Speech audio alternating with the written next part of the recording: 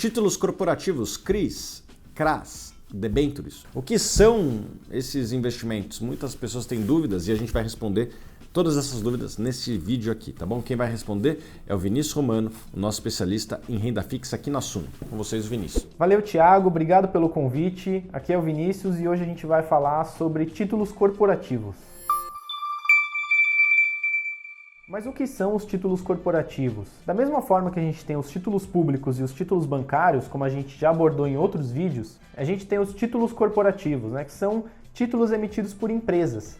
Os títulos bancários também são emitidos por empresas, mas instituições financeiras especificamente. Nesse caso, são empresas no geral. Mas o objetivo deles é praticamente o mesmo, A essência de títulos de renda fixa é basicamente a mesma. O objetivo é captar recursos para novos projetos, financiamento de atividades, de novas operações, capital de giro, enfim, diversas atividades. Os títulos corporativos mais comuns são as debêntures, os CRAs e os CRIs, que a gente vai falar um pouco mais à frente. Aqui eu trouxe um gráfico do estoque desses títulos. Eu puxei esses dados na Ambima com data de junho de 2021 e a gente pode ver aqui a linha vermelha são as debêntures, com os valores na parte direita do gráfico, todos em reais bilhões, e a parte esquerda são as colunas, a coluna verde e a coluna cinza, que são os CRIs e os CRAs respectivamente. O estoque em junho de 2021 das debêntures era de aproximadamente 700 bilhões de reais, o dos CRIs aproximadamente 100 bilhões de reais e dos CRAs 55 bilhões de reais. Esse gráfico também mostra a grande evolução que a gente teve nesses títulos.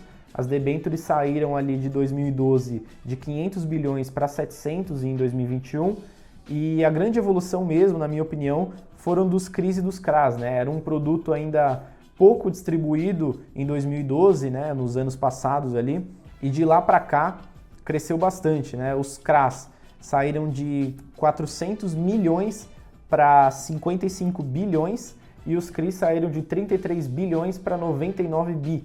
Eles triplicaram. Isso também demonstra a evolução do mercado de capitais como um todo, Não só a bolsa cresceu nesses últimos anos, mas também a renda fixa. A renda fixa sempre foi grande, mas ela vem crescendo cada vez mais, já que as empresas também estão sendo estimuladas a desenvolver novos projetos e expandir suas operações. Começando pelas debêntures, elas são bem variáveis também, da mesma forma que os títulos bancários. A empresa vai definir ali qual é a taxa de remuneração da emissão, quais são os valores mínimos, geralmente fica em torno ali de R$1.000, e os prazos que ela vai emitir. Geralmente são prazos um pouco mais longos, já que a empresa vai sempre preferir o maior prazo possível de pagamento. Quanto maior o prazo, melhor para a empresa pagar. Só em 2021, o volume emitido de debêntures foi de quase 100 bilhões de reais. Os principais subscritores, os principais investidores dessas emissões eram metade ali intermediários das ofertas, 35% fundos de investimento e só 5% ali das pessoas físicas. Ainda é um mercado que tem que ser bastante explorado por pessoas físicas. Ele está se desenvolvendo, mas ainda tem muito espaço. Um outro tipo de debêntures são as debêntures incentivadas. Elas são um pouco diferentes porque elas são ligadas à infraestrutura, são empresas que geralmente têm envolvimento aí com o governo, na parte de concessões, são emissões relativamente mais longas, principalmente de empresas do setor elétrico, rodoviário, enfim, de infraestrutura no geral. Uma vantagem desse tipo de debênture é que elas são isentas para pessoa física. Então, a Lei 12.431 de 2011 prevê essa isenção e por isso, eu trouxe aqui o gráfico também dos subscritores. A gente pode ver que as pessoas físicas têm uma parcela mais relevante desse tipo de investimento, quase 17% aí das emissões. Eu atribuiria isso, grande parte, à isenção fiscal que esse tipo de investimento tem. Outro tipo de título corporativo são os CRAs, os certificados de recebíveis do agronegócio.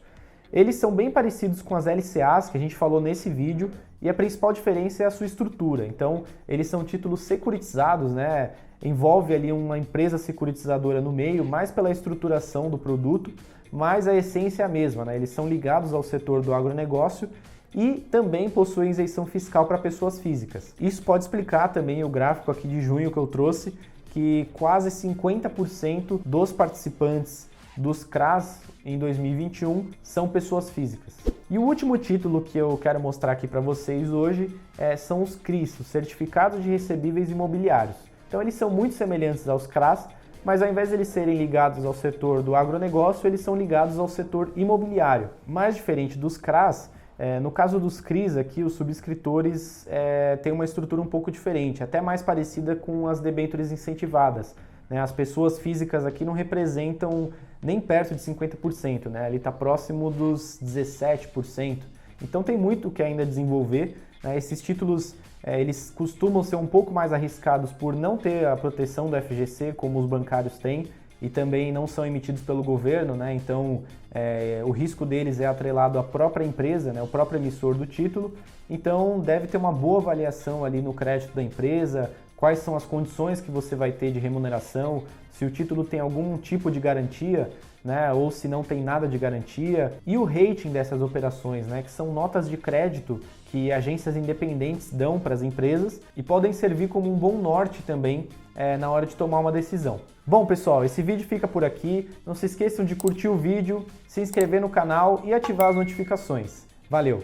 Muito obrigado, Vinícius. Se você ainda não segue a Suno, se inscreva no canal. A gente fala de investimentos aqui todo dia, tá bom? Segue a gente que a gente vai te ensinar mais a respeito de investimentos.